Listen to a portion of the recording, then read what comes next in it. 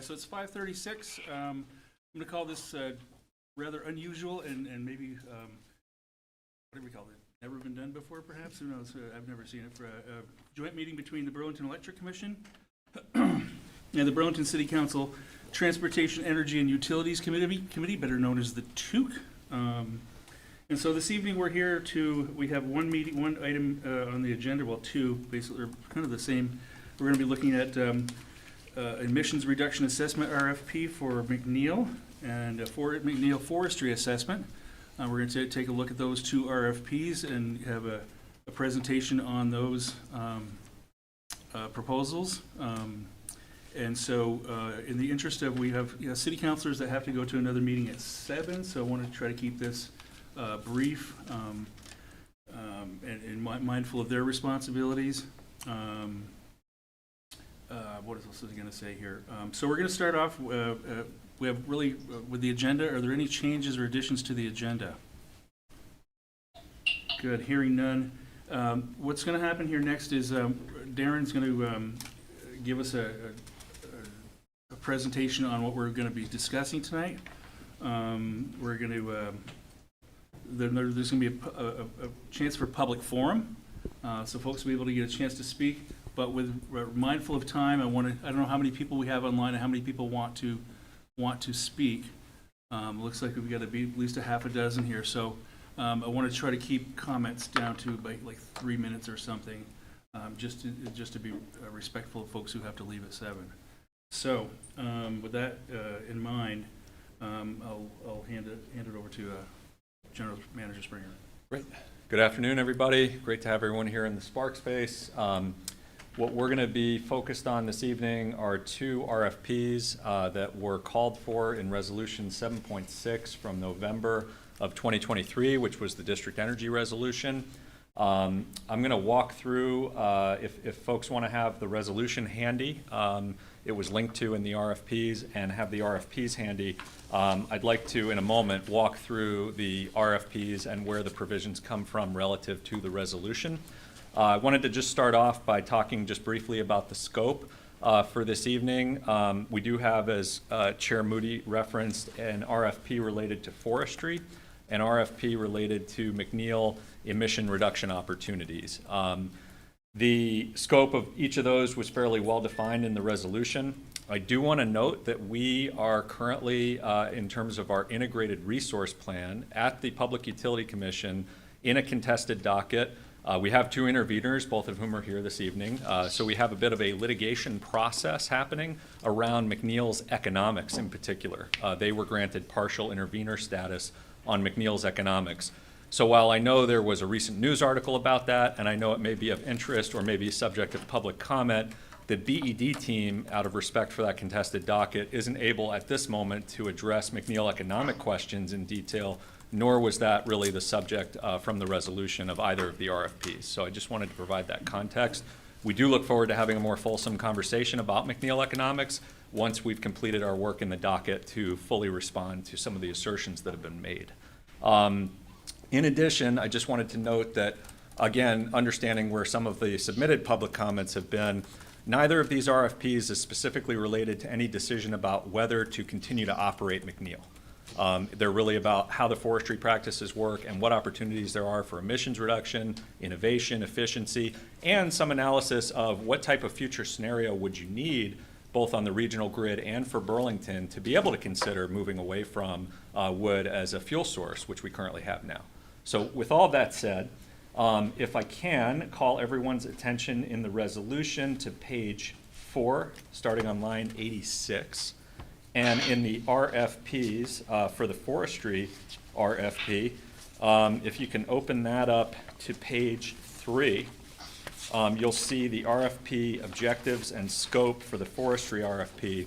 I want to note that the resolution doesn't specifically call for us to bring the forestry RFP before the Electric Commission and the TOOC, but I visited with the TOOC a little earlier this summer, and we had Acting Chair Bergman, I believe, at that meeting, who encouraged us to bring the forestry RFP through this process as well, and we're doing so for your review. So in terms of the objectives and the scope of work for the forestry RFP. The first one talks about assessing the number and volume of whole trees procured for fuel at McNeil compared to limbs, ends, and residues procured for fuel at McNeil.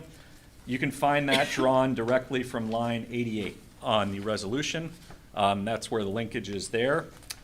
The next item, assessing for whole trees what portion were low-value roundwood and diseased or damaged, is found on lines 88 through 89 of the resolution. Providing the quantitative and qualitative assessment of afforestation, deforestation outcomes in areas where wood is harvested for McNeil and market factors that affect such outcomes, line 89 through 91. And providing an assessment of current wood chip procurement and forestry management practices at McNeil, and offer BED's ideas for further improvement, including reviewing the harvesting guidelines. That provision is from lines 91 through 92 of the forestry RFP. So fairly straightforward there. We're really drawing directly from the resolution for the scope of work related to the forestry RFP. We've included in both RFPs a number of analyses that have been completed previously. We've included this resolution, and we've included the video from the Transportation Energy Utility Committee's forum on McNeil that was back in June of 2023 as different reference points for potential vendors and bidders. The remainder of the forestry RFP is primarily related on page 4 to what types of expertise the potential applicants or respondents might have. And then much of it is legal boilerplate that BED includes in pretty much every RFP we do. So that is the forestry RFP. If you would turn to the emissions assessment and reduction analysis, it's a little more detailed. I'll walk through it. And in the resolution, we're going to be on page 5, line 120 to start with. And in the RFP, we're going to be on page 3 under the objective scope of work. I do want to note that the resolution also calls for some analysis to be done by me personally and BED and to be published in November of this year. And there are certain pieces around that that are separate from this RFP. Those are questions that were given to the department and the general manager and not specific to this RFP. So for here, we're looking at line 120. This called for the process that we're, I believe, starting here tonight with the TUC, the Electric Commission, and inviting members of the community and various groups to engage. The analysis that we're discussing in the RFP starts on line 126. And if you go to the first RFP objective to analyze the impacts, both negative and positive, of current wood chip-based energy production at McNeil, that can be found on lines 128 through 129 of the resolution.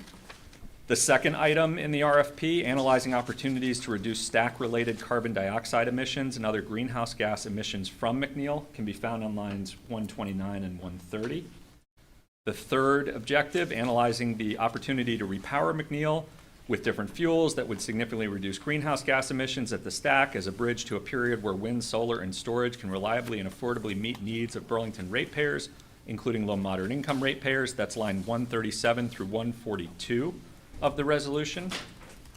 Analyzing technologies, this is item 4 in the RFP, analyzing technologies that would significantly reduce greenhouse gas emissions in the future, including more efficient combustion, can be found on lines 142 through 143.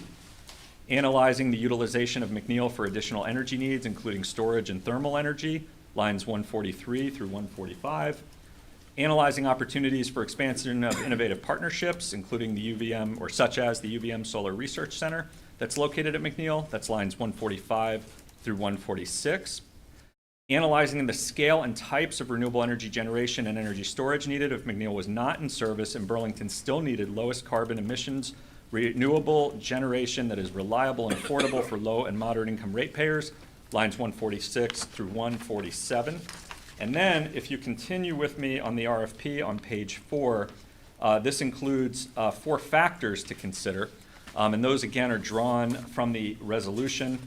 Ensuring consideration of the need for reliable and cost-effective electric and thermal power for the city now and into the future comes from lines 131 through 134.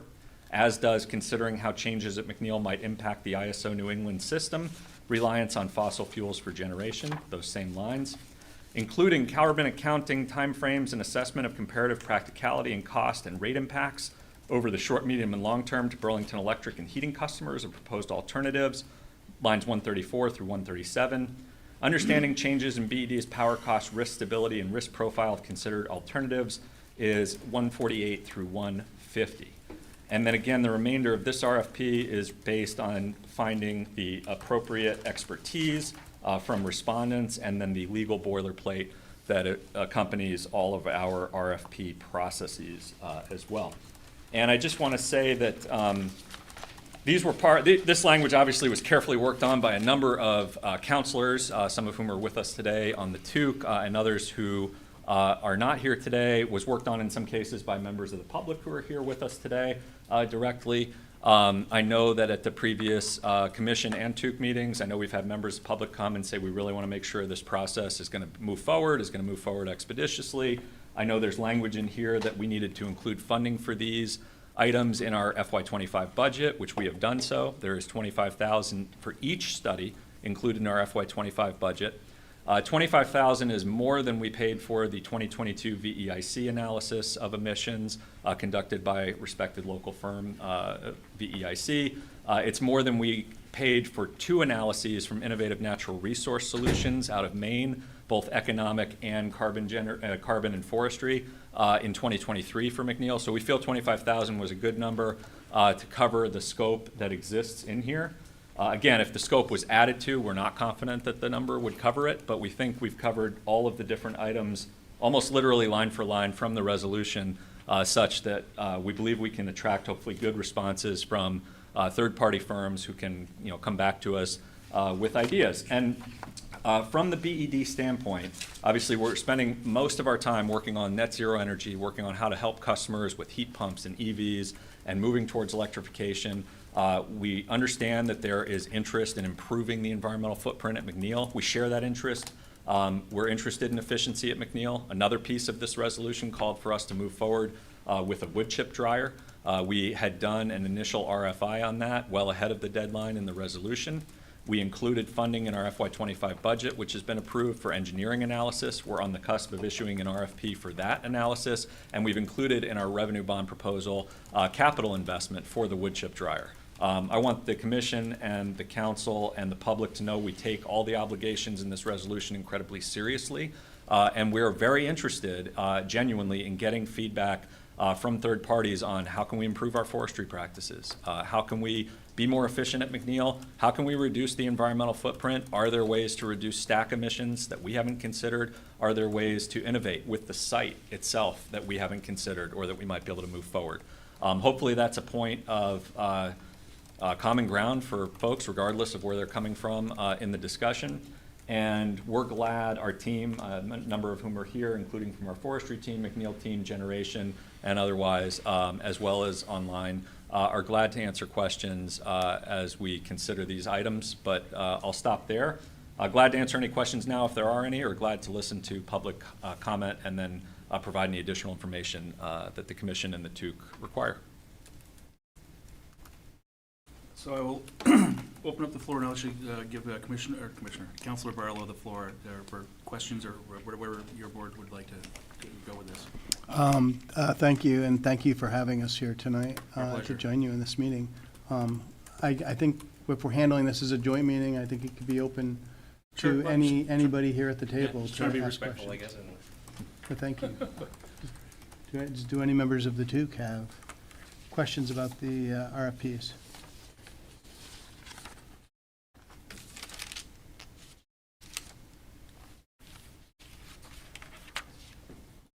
Go ahead, Councilor Bergman. So, for those who don't know me, Gene Bergman on the TOOC.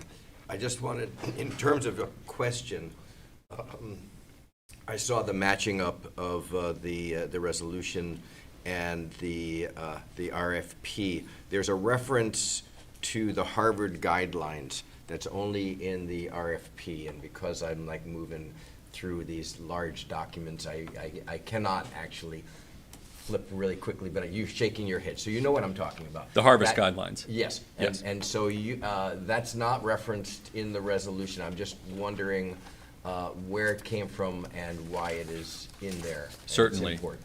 We provided the current harvest guidelines as an appendix in the forestry resolution so that any respondent can see what our current practices are.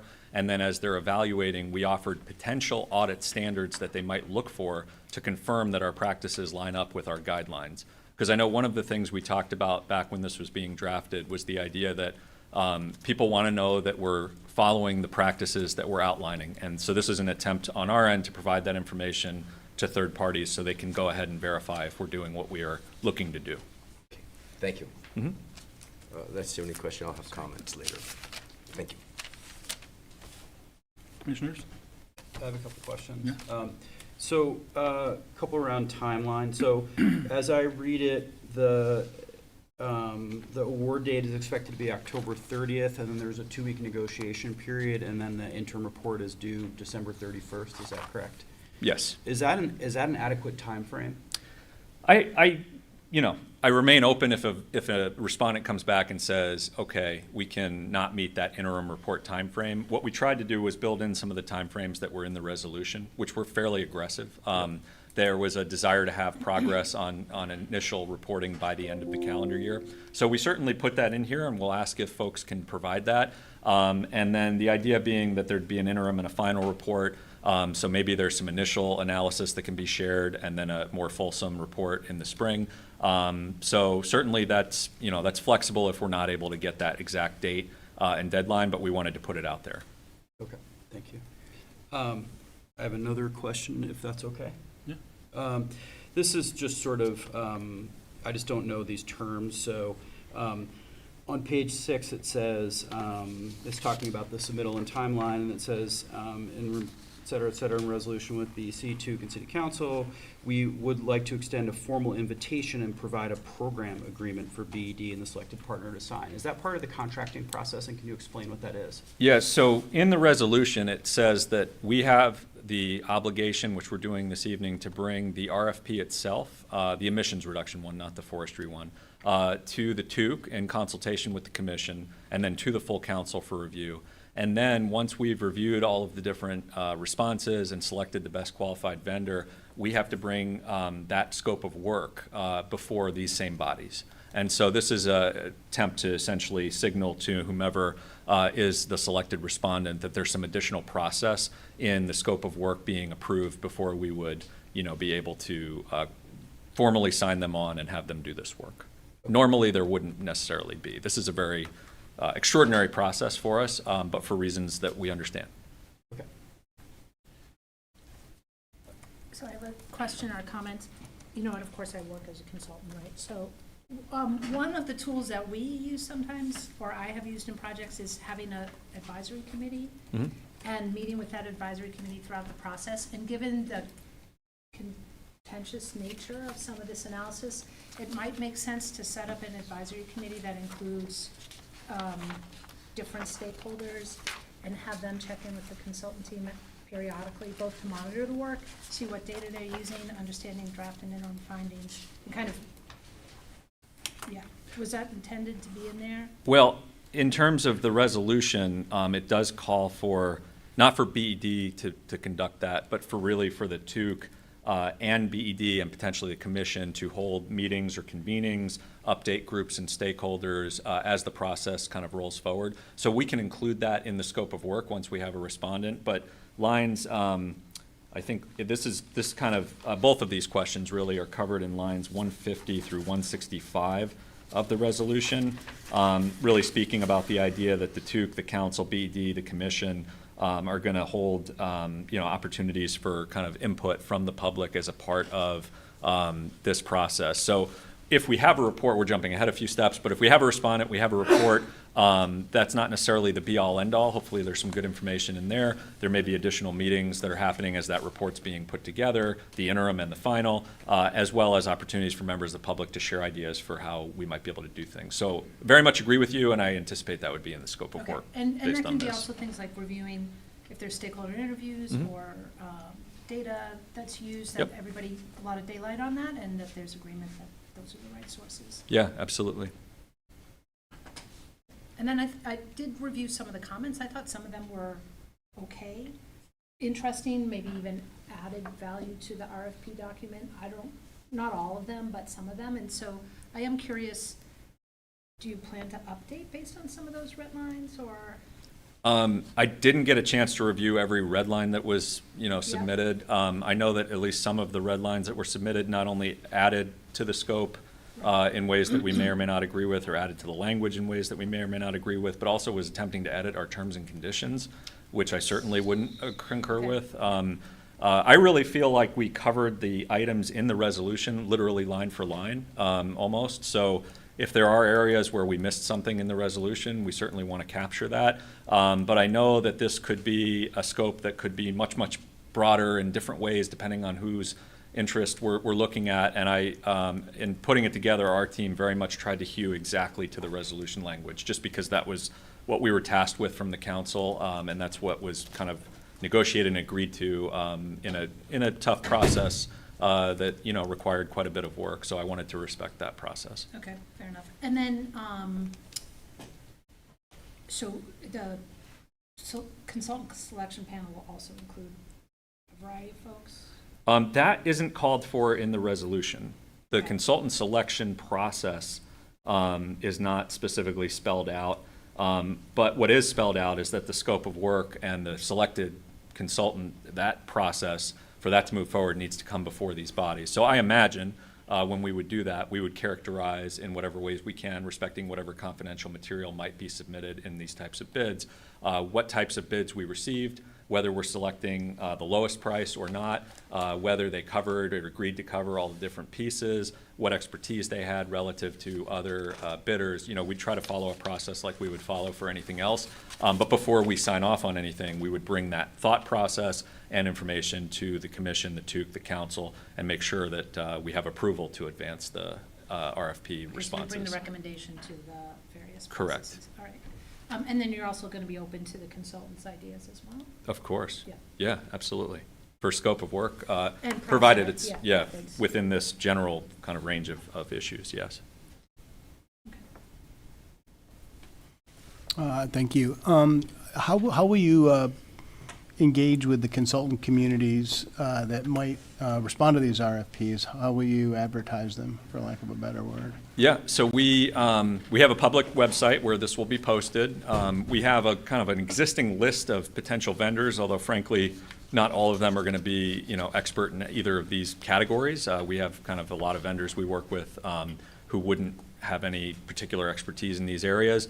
We'll share with the networks that we have, in terms of the public power associations, New England and American Public Power Association. We definitely have some different associations that we can share and ask this be put out to the Urban Sustainability Directors Network that we're a member of, different groups like that. But really, we're glad to have help from anybody in the community, anybody on the council commission. Bethany knows a lot of consulting firms. Lara knows, I think, a lot of folks in this space. Share it far and wide. The more exposure it gets, it's public, the more potential responses we get, the better an outcome we'll have. So we're glad to have any assistance possible in that process. Thanks. Other questions from councilors or commissioners? Going once? Going twice? Okay. Now we'd like to take some time, item number 3 on our agenda would be public forum. Can I just get a quick idea of how many people want to speak, both online, if you could raise your hand, so I can get a sense of who wants to have a go at this, and then here. 1, 2, wow.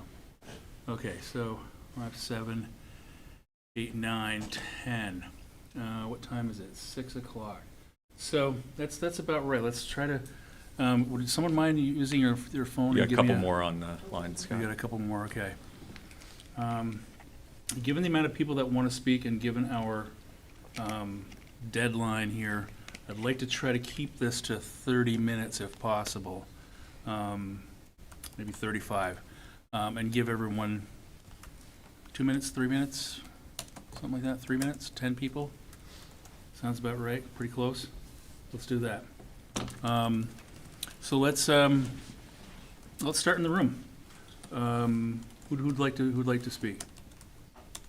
Is there a list of people signed up? Yeah, do we have a Yeah, list? do we have a list? There was a, There were forms at the table. If you have a form, if you want to just bring it up. or just, yeah, go ahead.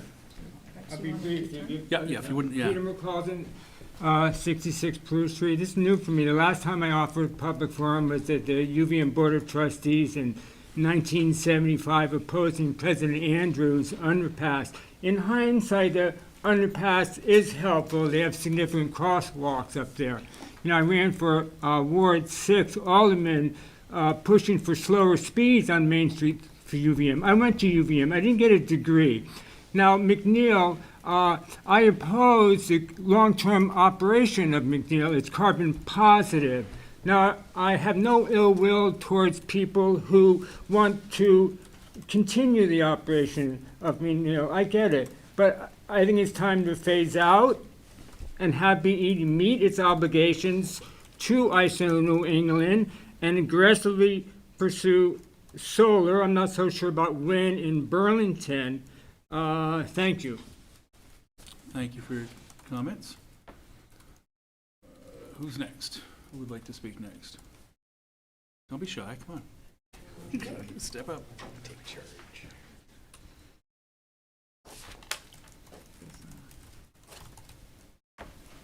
And if you could just give us your name and Hi. ward you were in. I'm Nick Persampieri. I'm a resident of Ward 3. I submitted extensive written comments, so I won't repeat those at length, but I have a couple of main points. My main point is that given the amount of money that McNeil is losing, and given that it seems to be a relatively expensive source of power, I really think we need to consider a feasibility study and consider whether the plant should continue to operate or whether we should try to replace it with alternatives. I think that should be done before we spend money on other studies or non-critical plant improvements. General Manager Springer stated that he tried to stick closely to the terms of the resolution in setting out the scopes of the RFP. I think if you look at the language of the resolution, it's actually pretty open-ended and it allows you to add things to it. The resolution calls for TUC and the Electric Commission to work with interested parties to develop a plan for the future of McNeil, which including commissioning an analysis under contract. And then it says the analysis shall include but not be limited to assessing 1 through 5 bullet points. And the 5th bullet point arguably might be broad enough to encompass what I'm suggesting. If it isn't, I think you could still add a feasibility study. Again, I think you should do the feasibility study first. I recognize the City Council has directed you to do the other 2 studies, so you could either go back to the City Council or maybe do the feasibility study concurrently with the other 2 studies. Finally, let me just say that if you go ahead with the 2 RFPs that are proposed now, I proposed a couple of changes and a markup. My 2 main concerns are, I think that referring to all of the studies that are referenced, I'm concerned about that because there's a lot of dispute about the conclusions of those studies, so I think that should be noted. And finally, I think that the studies need to be fuel neutral and look at all fuels, including non-renewables, particularly repowering with gas. Thank you very much. Thank you. Yeah, it's about 3 minutes. Greg?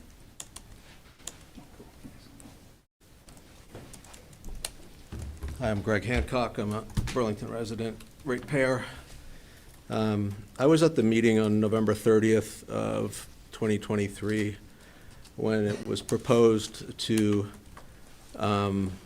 conduct these two RFPs. And I distinctly remember at that meeting, there was a lot of public opposition to going ahead with the proposal for the steam plant, steam pipe, or district energy. And Mr. Springer at that meeting, in order to appease at least a couple of the counselors at that meeting for their concerns about it, agreed to conduct these two proposals for research by third parties. My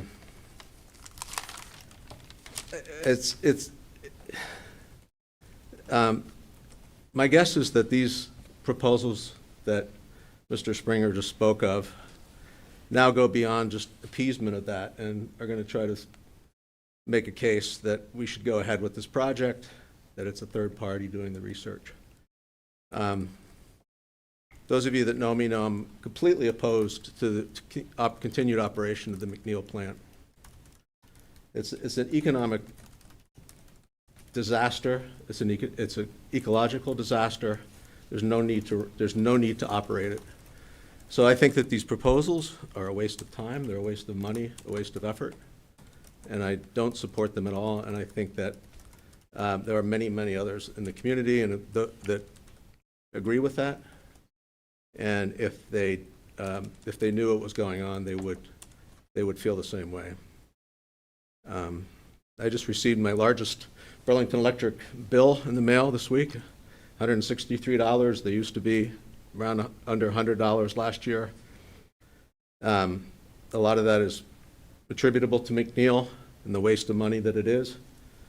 We're all, pretty tired of hearing reasons to now continue operation of it for 20 more years. And that's all I'll have to say in the 2 minutes, but thank you for your time. Thank you for your time. Steve?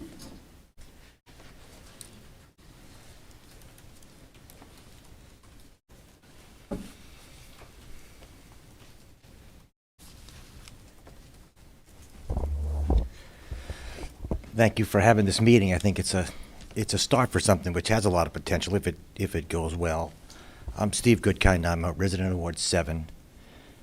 And I don't want to belabor things other people have said, but I have 3 points. One was, I think Commissioner Whittaker is definitely on the right track talking about how this RFP needs to define what the process is. I think he did a pretty good job of what's going to be studied, but you left it wide open as to who's going to be reviewing it, who's got the final say, who's going to approve it. And I think the consultants are going to know that, because I think there's probably as much process and time for them in the public process as there's going to be in putting together the study to begin with. So I think Darren was starting to get to it, but I think it's got to be in there. They have to know what they're getting into. The public process should be pretty rigorous here. I think we all want that, and I don't think it should be a surprise to them. And they should, if it turns out there's not enough money, then we should do something about that, because I think that's going to be a big, big part of this. Maybe more than the technical part. The other thing, I was involved somewhat in when the resolution was put together. I was working with Councilor Ali Deng, and I would have thought, again, I think like what Nick said, that the study that's going to look at the study that the general manager is supposed to do. It's on lines 100 through 109. I didn't see that as that much separate from this, and I think they need to be together. If you do one without the other, or do what's in this RFP and then separately do that study, and maybe not even in the same time frame, I think we're missing something. I think it really was meant or intended, these things somehow are united and they're all working together and not separate pieces moving around. I think you did a pretty good job of defining what's in this RFP from lines, I think, 126 on, but I think that other study, the one that is maybe only the general manager's responsibility, but I envision that was also going to be a study. You're not going to do that alone. You're going to hire someone or consult with somebody. So I think the idea that they're unified makes really good sense. And again, I'll just end it with, I think the public process needs to really be laid out, not something we'll negotiate later. Let's just let them know what they're getting into and make sure we're all happy with it. I think we can be if it's done right. If not, it's just going to be one more loose end to argue over. So thank you for your time. You can see. Nolan?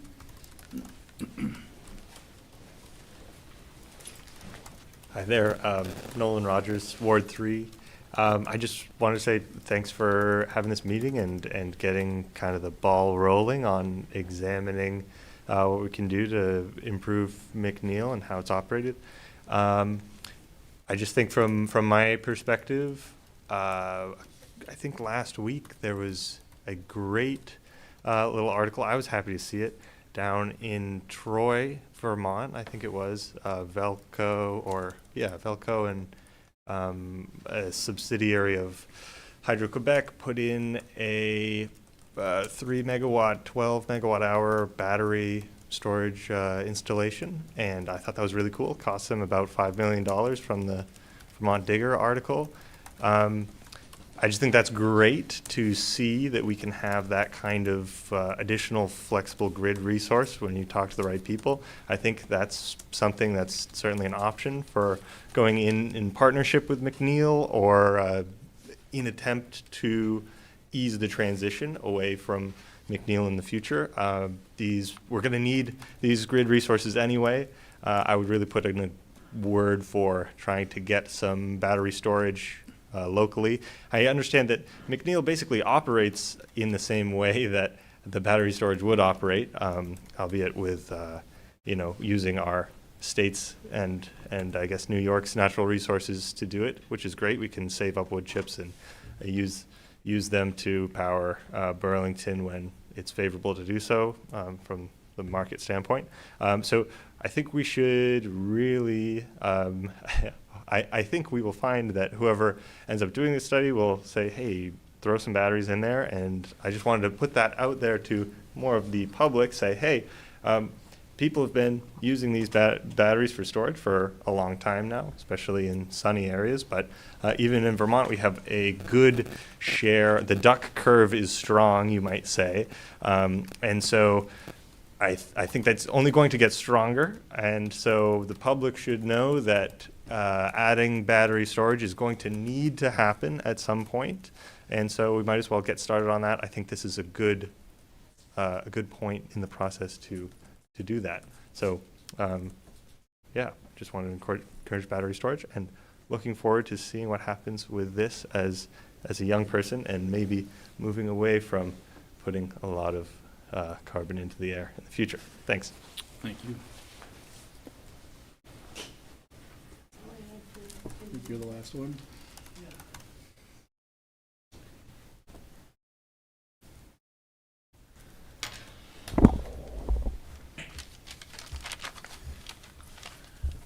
Hi, I'm Chris Gish. I'm in Ward 8.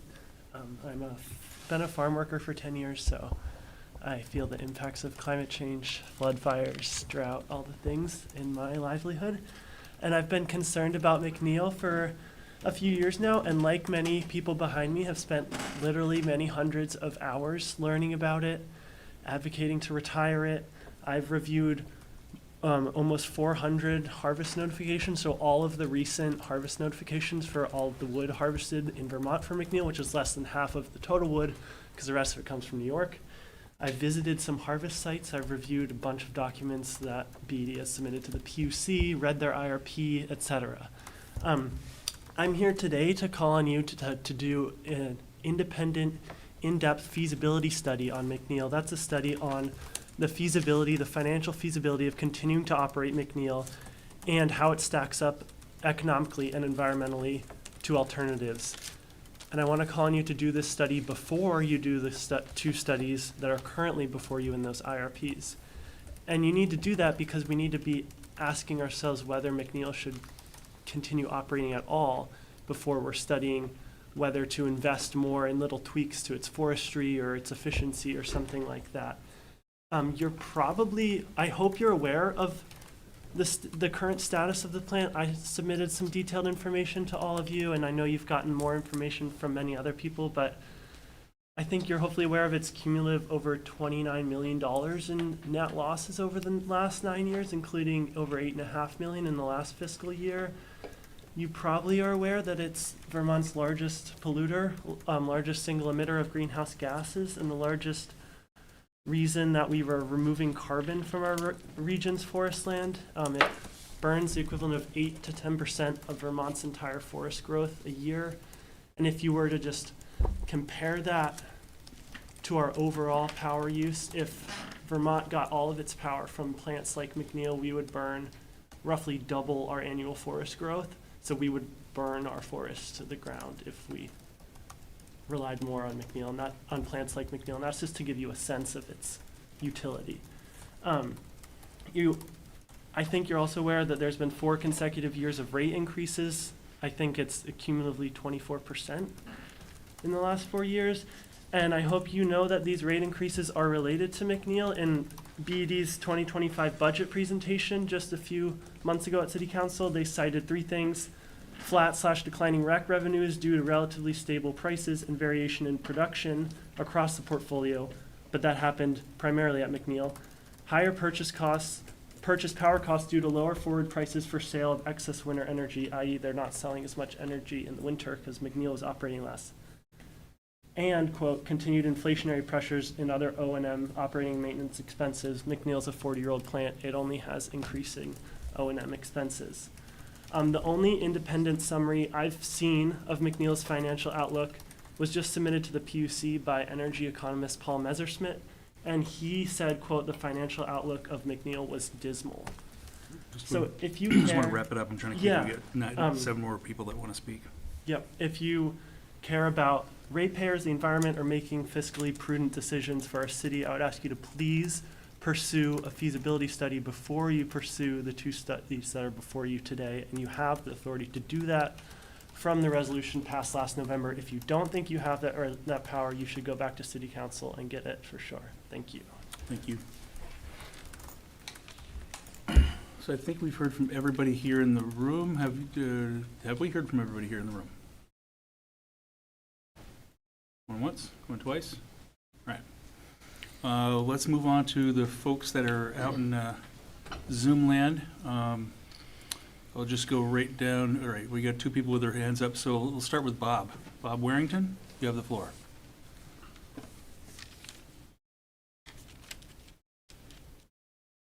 Mr. Warrington, can you hear me? You have the floor.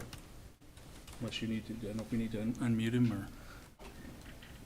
Yeah, there you go. Thank you. Bob Burlington at 6.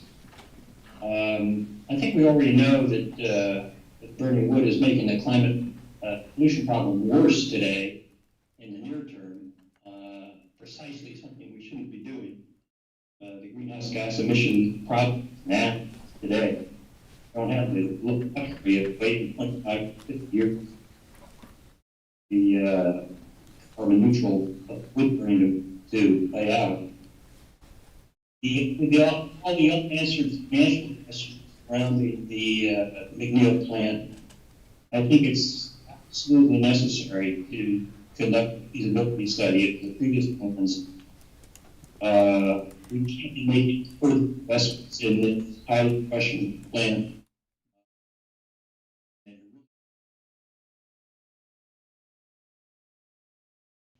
So I echo the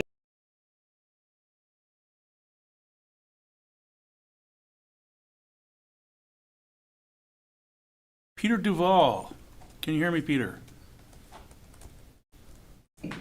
Yes, I can. Can you hear me? Sure can. Go ahead, you've got the floor. Okay. I'm Peter Duval, and I live in Underhill. I'm a Green Mountain Power customer, and I appreciate that there are quite a number of folks in the room and then on the meeting wanting to make public comment. And I also know that happens mostly when not to applaud a public body and its good work, but when things go wrong. And this is the case. The reason there are so many people making a public comment is because the public bodies, the city council, the Electric Commission, the TUC, and the state forums as well have failed to do their job. McNeil is an environmental disgrace, and it is a financial disaster. And BED has consistently mismanaged the operation and the existence of McNeil. It's for year after year. It considers RECs as revenue, which is absurd. It is something that is should be used for planning and not considered a benefit or a revenue source for a plant. So I would really appreciate it if BED would stop squandering our money. Operating McNeil hurts Vermont ratepayers, not just BED. And the sooner McNeil retires, the better. Since you're also considering forest management practices, I'll have to stick in a couple of comments about that. I want to know how BED monitors cuts outside of Vermont. Since most of the sopping wet wood chips come from New York State, what are the actual practices of BED in monitoring the cuts? Where are the chips coming from exactly? And how does that compare with monitoring that happens in Vermont? The other question I have, and I've asked this before many times, BED claims that the harvests are sustainable. And for that claim to be made, it has to rely on the growth of trees that are well beyond its control, not just on the sites where it's cut, but sites and land that are not at all involved in BED forestry practices. These are areas that are being contracted for offsets with Family Forest Carbon Program, which actually does measure the growth of the trees and pays only for carbon that is actually sequestered and stored. So my question is, how is this conflict resolved in BED management's assessment of its forestry practices? I'm just going to ask you to wrap it up real quick here.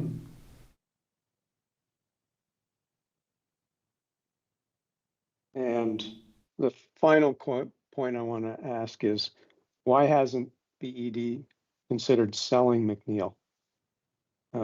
Certainly, at any point in time, a sale could occur.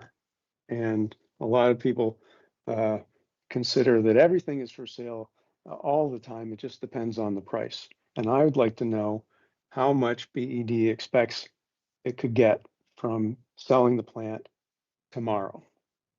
So thank you very much for taking my comments. And I hope that you can address the threshold question first, which is, should McNeil operate for even one more day? Thank you. Thank you. I can't see it. My old man eyes aren't working so well here. Elena.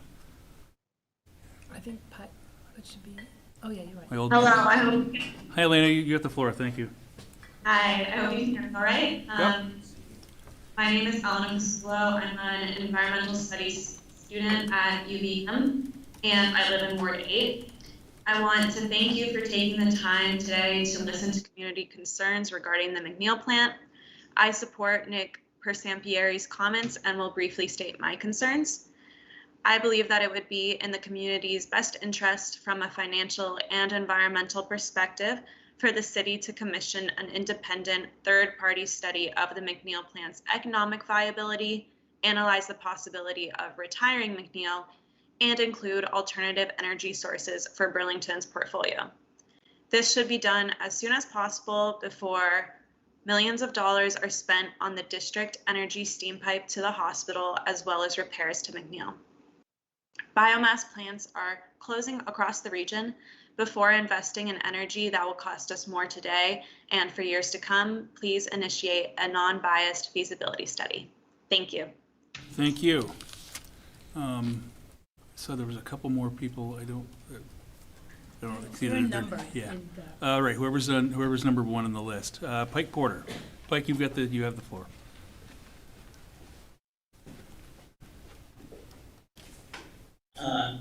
Thank you for taking my comment, and thank you for reading my red line version. I just want to emphasize, based on what I heard this evening, that the RFPs do not preclude any kind of environmental, or excuse me, economic study, feasibility study of McNeil. And I think, of course, that should come at least at the same time as any other studies. You know, you don't put new windows in a property that has, structural foundation issues, and that might need to come down. You don't throw good money before understanding what the real cost of this boondoggle is.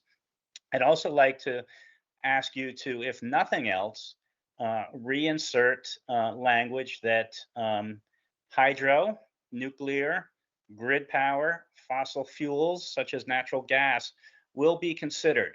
We're in the midst of a climate crisis, and if someone is drowning, they're not going to look at the life preserver that's thrown to them and say, "Oh, that one's made in China, I'm not using it." Yes, gas has problems, and in the long term, I don't want to see us burning gas any more than burning wood. I know people have issues with nuclear, although it is a clean and relatively inexpensive and available available energy source that we could contract with tomorrow. And the RFPs say nothing about hydro, which is probably also readily available in the New England ISO New England market, and probably the one energy that would satisfy everyone's needs, because run-of-mill hydro is clean, it's available, and it's about half the cost of what it costs to produce power at McNeil. So whenever we see wind and solar in this RFP, at least hydro should be included, and we should remove any language that says, no, we're not going to consider alternative fuels such as nuclear. Thank you.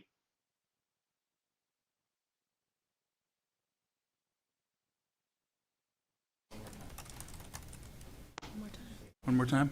What? You have to say it again. Oh, Ashley Adams, are you there? If so, you have the floor.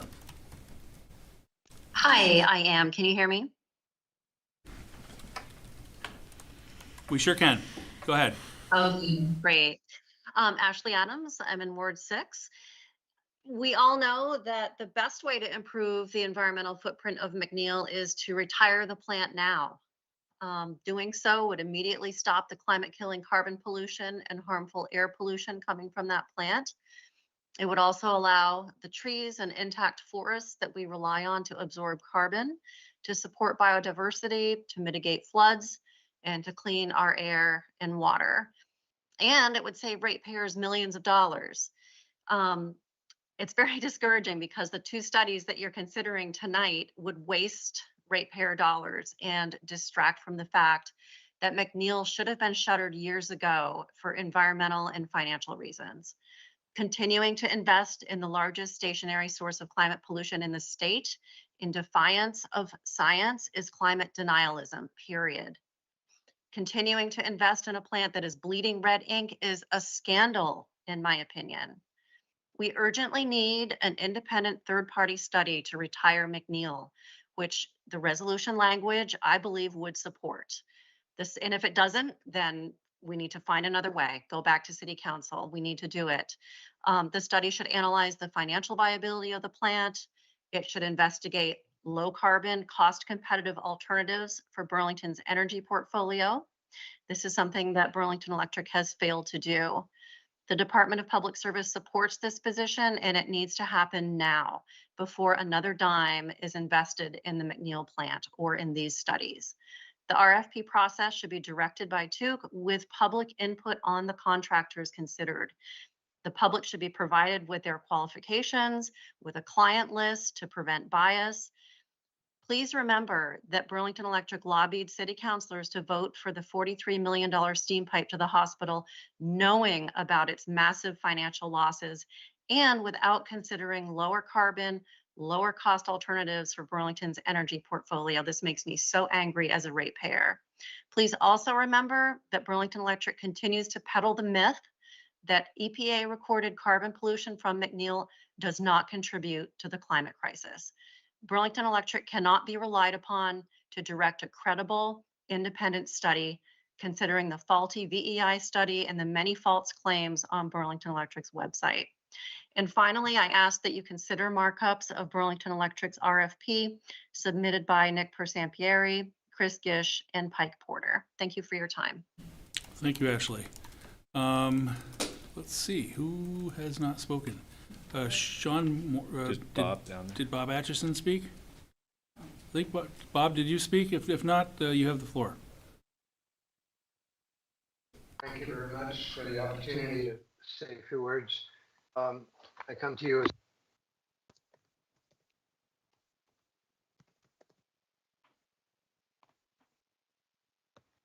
Bob, something happened to your mic.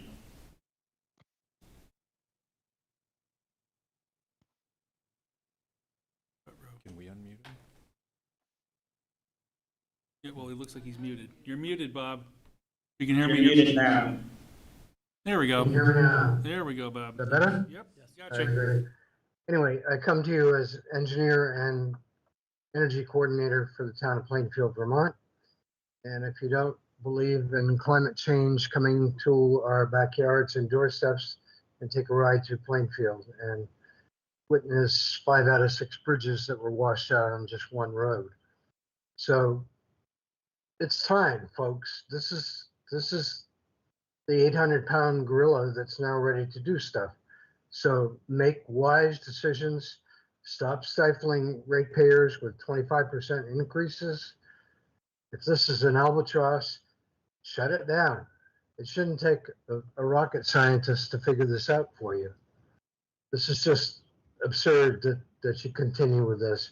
I like the idea of battery storage. It's a hard thing to source some of the materials for them, but it's a lot more viable than running a peaker plant or using McNeil part-time to bring it up there.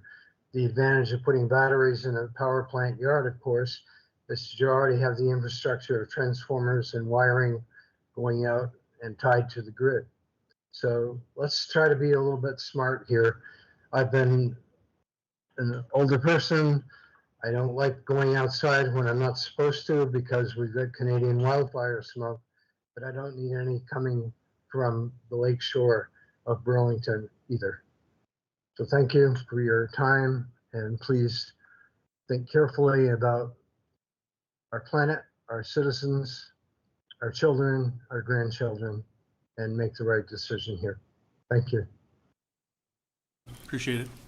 Is there anybody else online that wishes to speak? I don't see any more hands up. I just want to give it a going once, going twice here. Okay. I believe we've heard all the public comment. I just want to, in the interest of time, keep moving along here. I would like to give councilors and commissioners a chance for a quick comment if they have any. Go ahead, Commissioner or Councilor Bergman. Thanks. I don't know that I'll be super quick because then you guys know me. Well, we just people got to get out of here by 7. Including me. Including you. Yeah. Right. So first of all, to my friends in the room who disagreed with me in November, you're gonna be sad that you're gonna disagree with me tonight because I really think that, and this is comments, I got a couple of questions too, but that these studies advance our. Stop! No, Sir. Peter, you Sir. keep Peter. Sir. Peter. I'm sad. Sir, Councilor Bergman's got the floor. I'm sad at all. Don't make assumptions on me, James. Sir. I don't know. I have no ill will well, let me try to be very clear at the beginning. I support these two RFPs and letting them. I think that there are some changes or some questions that I've got that I'd like to point out based on the comments that were submitted. But by and large, I think that this is a very cost-effective way for us to get basic information that we need to go forward, including information as to whether the plant is economically as well as environmentally feasible. So I really believe, since we are not closing the plant tomorrow, that you need information. And this lays out an incredible wealth of information at least in the budgeted amounts, a very cost-effective way. So the idea that somehow you're going to magically get all this information in a cost-effective way through a feasibility study is sort of beyond me. So that is, in essence, why I support them as they, basically as they are. I think that some sort of statement, and I look to the comments that Nick made in his comment number 4, and it relates to a statement related to public comments on the studies that we have listed in the RFP on emissions. I think that is, his comments about that are fair, and particularly a comment about the exercise of independent judgment is something that just should be stated in there. And I think that is just reasonable, and what I would assume every responder is going to do, and we might as well be explicit in that. I believe that language related to bridge measures and hydro should also be included in the language in there. And you look at resolution line 139, and you'll see, at least with the bridge measure, the conversation that is there. My last points relate to what people are asking for, which is an economic feasibility study. I actually believe that we've got to have such a study. I believe that the resolution would allow for it, but we're not letting it, and it does not call for it to have an RFP on there. So I'm really curious about, and these are in lines 102 through 106 and 116 through 117 of the resolution. I'm really interested in us pursuing that. And it relates to the study on lines 107 through 111 regarding the stack emissions. Mm-hmm. And we need to have that, and it's a commitment.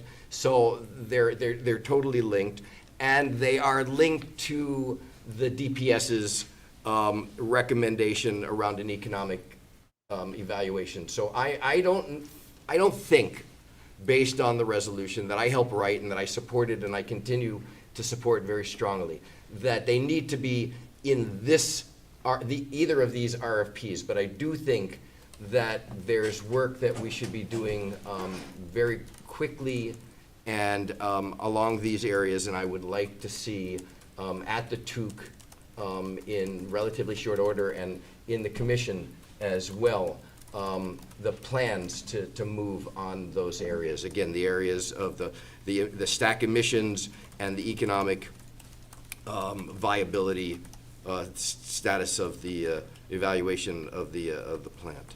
Thank you for letting me go. Thank you, Councilor.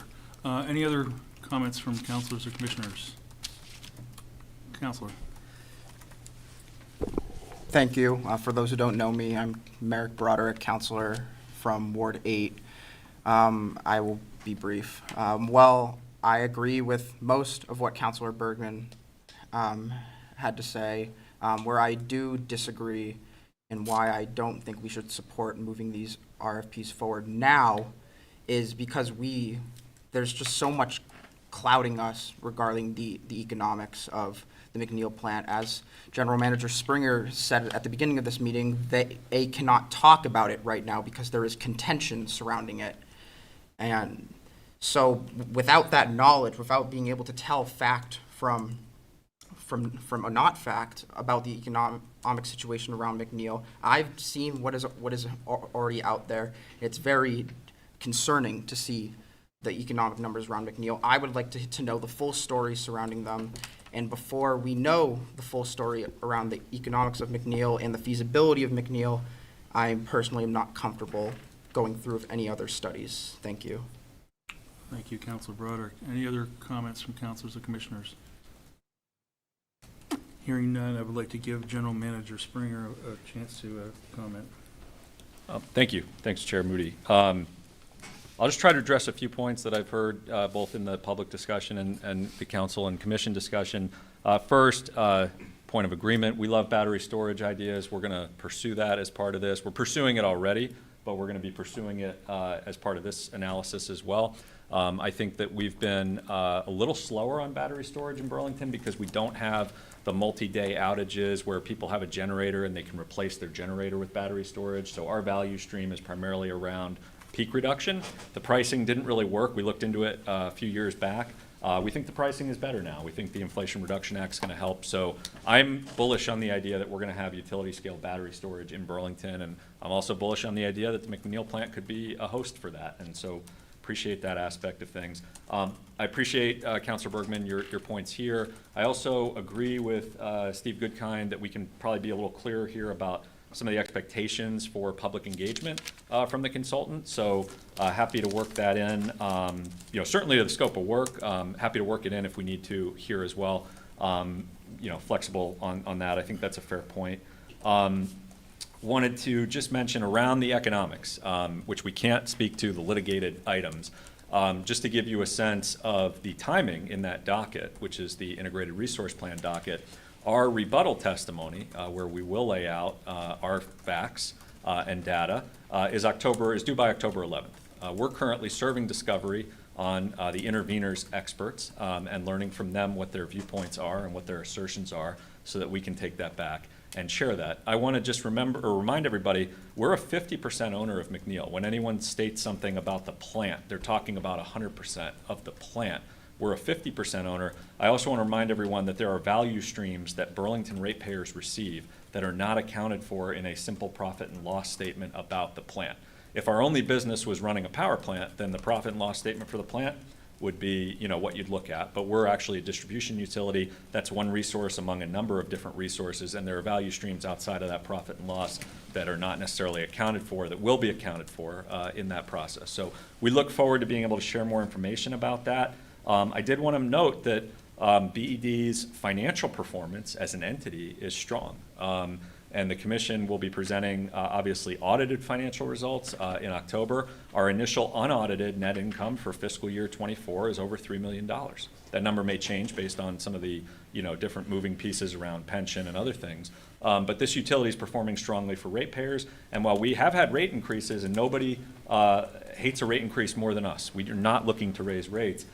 We have avoided the double and triple digit rate increases that some utilities have seen in our region who rely on natural gas and who rely on the market and are not protected. So more to come on the economics, but certainly appreciate the conversation around that. We don't support moving to fossil fuels. We don't support moving to nuclear. I think our community, our commission, our public policy, our state policy under the Renewable Energy Standard says we're not doing that. We're actually moving in an opposite direction. But certainly the RFP language said solar, wind, battery storage.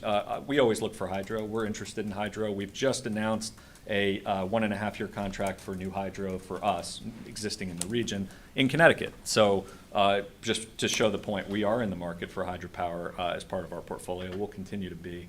So happy to include that as part of the bridge language there as well. And happy to be crystal clear that we want the third-party consultant to exercise independent judgment.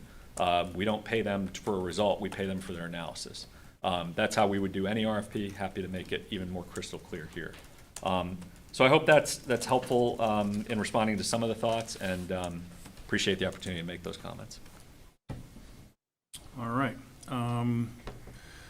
give you one last opportunity for a brief comment, and then I will call for, go ahead, Council. It would be helpful to hear some response in terms of the stack emissions. Yes. Thank you. So that's in the general manager study, Yep. and we have done our own thinking internally, as you would asked us to do from the council, about ways that we could address that issue. Now, part of it certainly can be the wood chip dryer, can reduce emissions.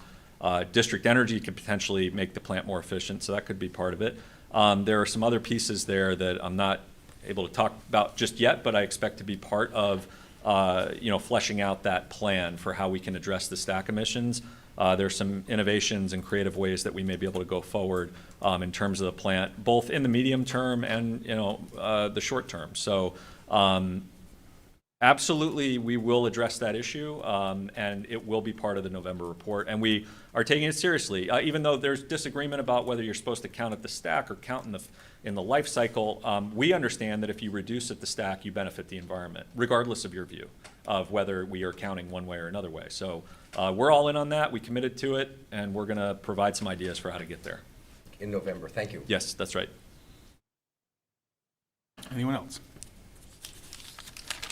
Okay. The next item on our list is, there is a question before both boards regarding these two RFPs. There is suggested language, and I'll start with the Electric Commission. And I will entertain a motion if anyone has one, whether or not to go forward with these two RFPs, and I'll open it up to commissioners. I have a point of order. Sure. Councilor Bergman, were you suggesting a change to, you talked about the language around, an auditor being, the analyst being independent, and about mentioning bridge fuels. Are you proposing? I was not proposing an amendment. I was asking, though, that language be changed in the RFPs, and I hear that there is a willingness to do that. Okay. Would that change the nature of the RFP? I'll restate for the record what I think I heard, and that I think we're agreement on. But just to be clear, we wanted to add a provision that makes clear the third party is expected to exercise independent judgment. Yeah. We want to add hydro to the list of wind, solar, and battery storage. I think I was suggesting, if it's amenable to the two bodies, that we add a line per Steve Goodkind's suggestion that the consultant will be expected to participate in relevant public processes for the interim and final report. So I had those couple of items. Did that cover? Some reference to bridge measures, and you can look at what Nick proposed and what is listed on is stated on resolution line 139. I'd have to. So reference to. We have that in the RFP, the line from 139. I think it doesn't use the language bridge. Yeah, it says you deleted the language as a bridge measure until truly low carbon sources of electricity, such as wind, solar, etc., are available. I understand. So you'd like to quote that language and add hydropower to it as well? Yes. Understood. Okay. Yes. So independent judgment, public process, bridge language from line 139 are the three additions and edits. That would be correct. I guess that there's one last thing in terms of the independent judgment, is that there has been public disagreement with with studies, something that just acknowledges that there is. Okay. Yeah, and again, Nick has provided language. He's got it, Nick, in terms of, he got it in the. We will make clear that the list of studies are not uniformly consensus, and that there are different opinions. That's right. Understood. And that would, I think, those are the ones that I'm looking for. Thank you. Okay.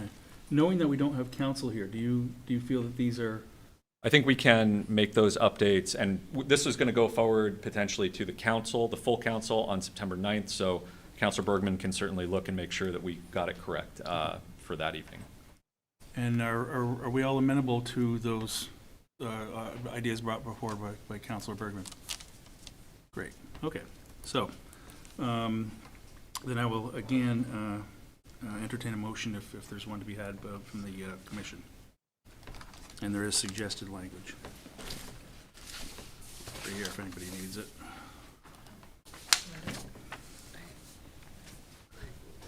Okay. I move that the Burlington Electric Commission approves and recommends to the City Council the 2 RFPs related to forestry and the McNeil emissions reduction. All right, I have a. With the edits as discussed. With edits as discussed. Great. We have a motion. Do I have a second to that motion? I'll second. Motion and seconded. Discussion on the motion. Hearing none, all those in favor indicate by saying aye. Aye. All those opposed indicate by saying nay. The ayes have it. It passes the Electric Commission. Councilor Burlow. Thank you. Would someone like to read the recommended action, or would you like the chair to do so? Well, as long as it has the edited, well, yeah, sure, might as well.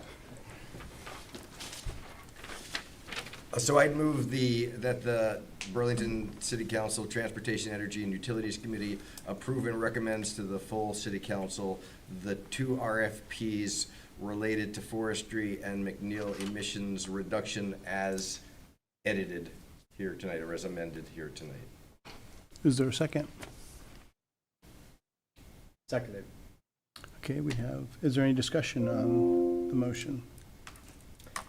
Seeing none, all those in favor indicate by saying aye. Aye. Aye. Those against? Nays. So I guess let the record reflect that Councilor Broderick voted against and the other 3 voted for.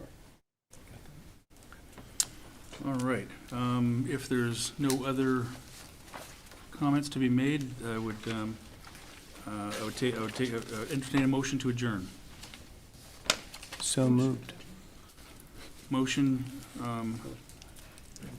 by Commissioner Whitaker. Yeah. Absolutely. And seconded by Councilor Barlow. All those in favor of adjourning indicate by saying aye. Aye. Aye. All those opposed say nay. The ayes have it. We are adjourned. Thank you, folks.